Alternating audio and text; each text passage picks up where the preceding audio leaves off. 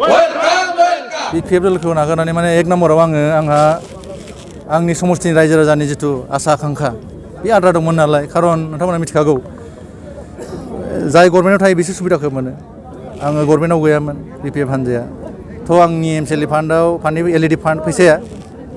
MCLA LED फान्डनि परिमाना 50 lakh दंमोन आरोखि किन्तु रुलिं पार्टिनि MCLAफोरा 10 crores लागि मोनदों प्रत्येक फेसाव आरोखि आं सानदों 10 कोटि करि जुदि प्रत्येक फेसाव मोनोबा 50 लाखनिखौ निश्चय बारा मावनो हागोन आं बे सानदों आरोखि आरो माखासे जोंनि रायजो राजा आइ आफाफोरनि जिथु आसा आकांक्षा बे जेनेबा अरुणोदय PM किसानानो हक फिसा जिथु सेल्फ हेल्प ग्रुपनि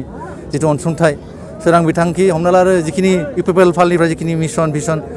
डिक्लेयार खालामदों बेजों रायजो राजाफोरा निश्चय मोजां लाभवान जागोन आं सानदों आरोखि खामानिया जागायदों गासिबो मोनजोबदों बुंनो नागिराखै आं जागायदों निश्चय जोंफोरा सहयोग खालामबा आरो गियाराप जाबावगोन आं सानदों आरोखि नोंथांनि मथा मथि प्राय 3000 हमना लादो फैबावगोन आसा दं बेखौ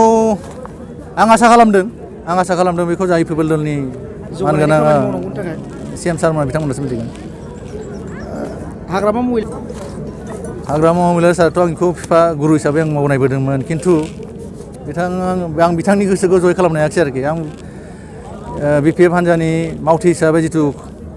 कर्मि मर्यादा जिथु मोननांगौ बेखौ मोननो हायाखिसै आरोखि आरो बे मर्यादाया